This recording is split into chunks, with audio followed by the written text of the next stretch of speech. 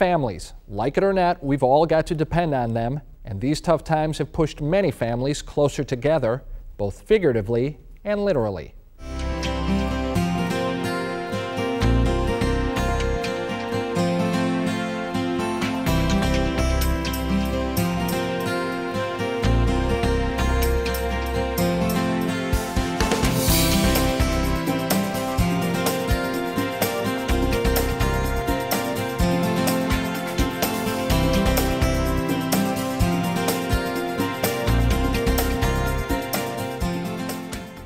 Welcome to Talk of the Town, Growing Home. I'm your host, Mark Schreiner, and for the next 30 minutes, we're going to discuss multi-generational living. Along with a panel of experts, we'll examine the past, present, and future of this family setting and question whether or not these full houses actually work.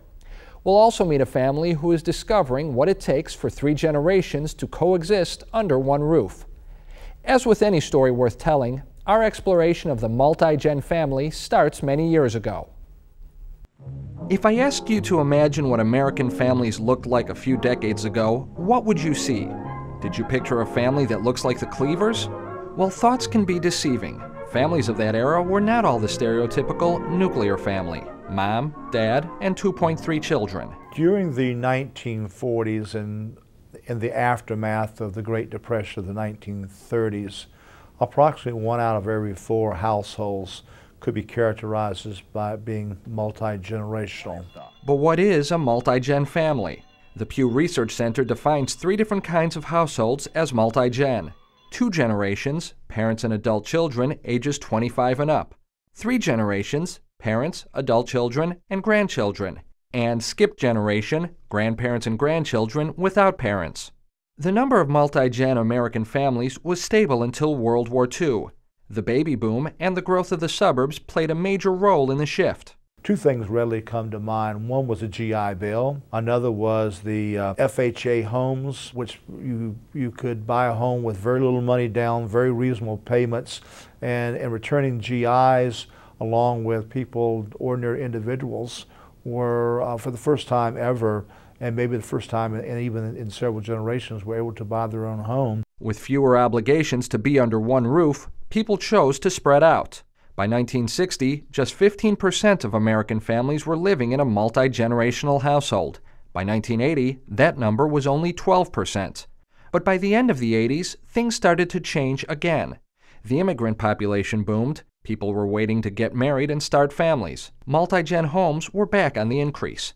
In 1940, there were 32 million Americans living in multi-gen homes, and by 1990, America was back up to about 35 million households. This trend continues to today. In 2009, 51 million Americans lived in multi-gen homes, almost 17% of the population. Some of this most recent spike is due to what's called the boomerang generation. This group is defined as adult children who have lived on their own for some time, but then moved back into their parents' home. Research shows the boomerang generation is growing, in part because of a steep decline in employment opportunities for recent college graduates.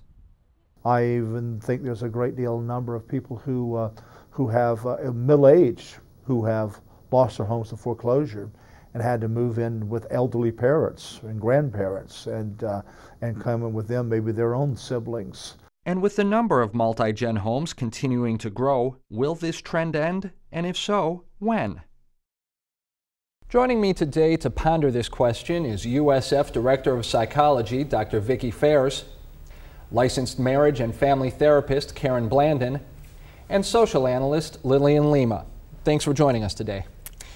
Now, the first thing we see is that this multi-gen families isn't anything new. It's something that's almost ingrained in the American psyche. Karen, how ingrained is this in the American society? Well, I would have to say that in my generation, a great many of us grew up with a multi-generational family member in our household. So it's been very normal for many years. Well, one of the things we talked about there as well is the idea of these different multi-generational setups, the 3 different types of households. When we're looking at the boomerang setup, or even the reverse boomerang, where you have the parents moving back in with their children.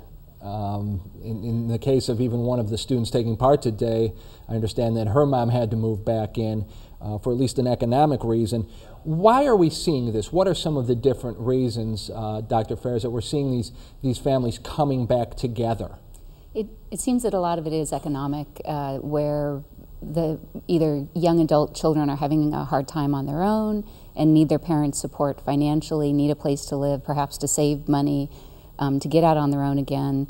Also, sometimes when the grown adults are moving back with their own grown children, that may be economic, but it may also be for health reasons, for health and care, that they may not be able to live as independently, and so then adult children are sometimes taking care of their own parents. And Dr. Ferris and Lillian Lima, both of you have done work that crosses, racial and ethnic lines. In many other cultures, we see these multi-gen setups a lot more common. In some places, they're actually the norm. Why is that? Or, are you seeing that in terms of some of the people that you work with? Well, absolutely. With me being a social analyst, and one of my areas of specialization is the various African American communities based upon economics, in particular those that are challenging when it comes to lacking a lot of resources. It is very common, and it is nothing new. It is something that is pretty much historical on behalf of multi-generational makeup of family dynamics. Is it more than economics, though? Is there just I don't want to say the need to stay together, but the desire to stay together? Well, the need makes it desirable. So therefore, that's why it's a combination of both. But I think the biggest emphasis will be on the economic component. Absolutely. Dr. Ferris, what have you seen in terms of the reasoning behind these multi-gen families in the different ethnic groups or different racial backgrounds? Yeah, again, I think a lot of it is economic, but there is also, I think, a desire in many families to reconnect with each other. We often have an awareness now that our parents and grandparents can help raise our children, help add to the resources with a family in terms of just taking care of those kids and who's going to take them to baseball or get them to an after-school program. So I think we can help each other that way also. Karen, you mentioned the idea before that it's something that's we have seen as a prevalence there of these multi-gen homes. But independence, the desire, the American dream of getting out on your own and having the house and the kids and the white picket fence, it's the American dream. And the whole idea of independence, is the independence so much part of our DNA that we don't see more than 17, 18% of the families being multi-gen families? Is the independence that much what we want? I don't know that I could say it's part of our DNA. I think it's very much a part of our culture, our mainstream culture, because we grow up believing that is what we should aspire to. I think as teenagers, we live for that day that we can, get out from underneath mom and dad and be on our own. So coming back home oftentimes represents a loss of some of that independence that we lived our lives to have. So renegotiating that with parents as children are moving into adulthood and they do decide to move back home, that can be one of the big challenges for families. Do we have a tendency, though, then, as you say, to look down upon the idea of a child having to move back in with mom and dad as some sort of failure, maybe not being able to find a job or just being saddled by debt? I mean, do we look at it as a shortcoming, so to speak? I think when you talk to the people who actually do move back home after having been out on their own, many of them struggle with that because they do see it as a failure of sorts, an embarrassment that they have not been able to. And most of them are trying to find a way to overcome that so it doesn't get in their way of finding the success that they want.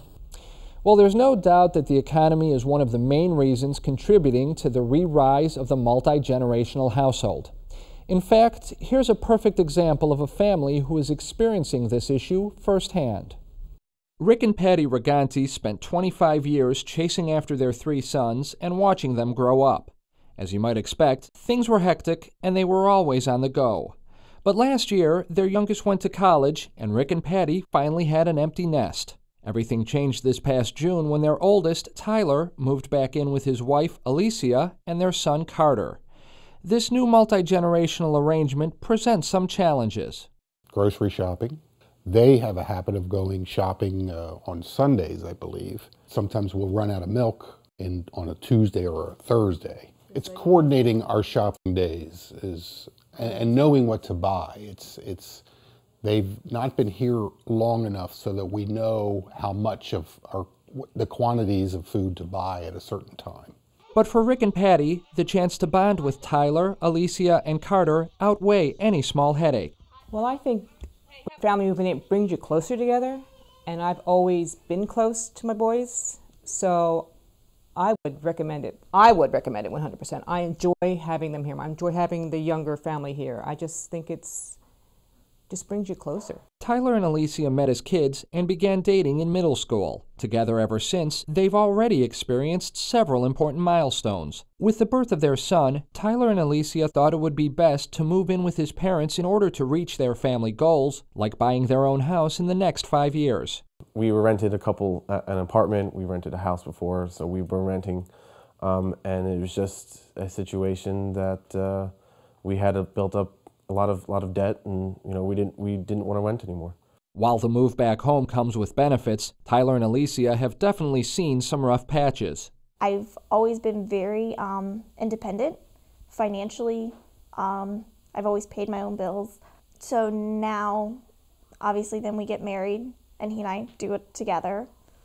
And now you almost feel like you're taking a step backwards, and that's probably the hardest part about doing this. But despite these minor squabbles, everyone agrees that giving Carter a strong family environment is most important. The joys of having their grandson around all the time enriches Rick and Patty's lives, while Tyler and Alicia feel that Carter will grow up with an even stronger love and respect for family. It's often difficult for parents to realize that their babies have grown up and now they are now adults, and they did a great job of raising Tyler, and now we're trying to do a great job of raising Carter.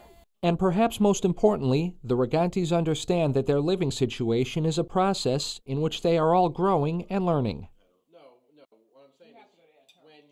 Now, looking at the Rigantis there, we see that, Rick and Patty love having their son, their daughter-in-law, their grandson living with them, despite some of the challenges. I'm not going to ask you to diagnose the family, but when you see a family like that, what are some of the things that you see that you take away right away from just looking at them? Well, I think that it's a family that is trying to pool their resources to make sure they help the younger, their siblings get out there and be able to make it on their own. However, my biggest concern would be, they said that they had acquired a lot of debt, and that's why they had to move back in home with their parents. So now my concern would be, make sure that you've learned a very valuable lesson, therefore you don't repeat it once you get back out on your own, on behalf of reaccumulating debt. Karen, what did you take away? Well, they do appear to be very cooperative, and I'm sure that will work in their favor. They seem to be supportive of each other's goals, and I think they appear to be able to talk to each other about what they want to accomplish. I think there is this strong desire on the part of the younger couple to be out on their own. So that's something they're going to be wanting to work on and make that commitment. And ideally, the family will have some structure that helps them to do that in an appropriate amount of time. We'll come back to that with you in just a moment. Dr. Ferris, from your initial view of the family, what would you take away there? It's a very strong family. I really appreciate how they do support each other, but some of the structure that you mentioned, they're finding challenges like, what day of the week should we buy milk? And so I think that perhaps when challenges come up like that, sit down, figure it out. Maybe the older parents can have one plan for shopping and coordinate with the younger set. And then also how they're going to help raise young Carter. I mean, to be on the same page with parenting and grandparenting styles. I think we didn't hear much about that. I'm guessing that they have good negotiations there, but I would want to hear more about that so they're all on the same page with how they're raising young Carter. Yeah, when you have a grandparent, and if your grandparents were anything like mine, spoiling the grandchildren is the order of the day, and they also have the way that they've raised their own children. Mm-hmm. When you have that kind of disagreement, how much is it about trying to get on the same page with how we're trying to raise the grandchild? Hopefully they can have some discussions before it comes to blows. So, are cookies allowed? And if so, how many? And so to have some ground rules that hopefully they can all agree on. The parents, Carter's parents are still his parents, and yet to maybe have some shared values and goals, and a lot of that can be discussed in advance, hopefully, to prevent any conflicts. Now, Karen Blandon, in your job, you counsel married couples and even families. First, are you seeing an increase in families coming in or couples coming in that are having issues because they're bringing more people into the household? And if so, what is your general advice to them when it comes to trying to settle some of these issues? Well, yes, I am seeing that more and more. And I think the word I said earlier was structure. I had a client share with me this week that her children had moved in with the family, and she wished that in the beginning they had talked some more about ground rules and about what the expectations were, both of the parents and of the grown children, because she feels like it would have been easier for them to implement some of those things had they had the discussion first, whereas when that came after the fact, the parents felt bad that they were having to put some limits on the adult children. So the roles are changing, and they just have to be negotiated, and finding ways to do that require growth, personal growth on all of their parts. Lillian and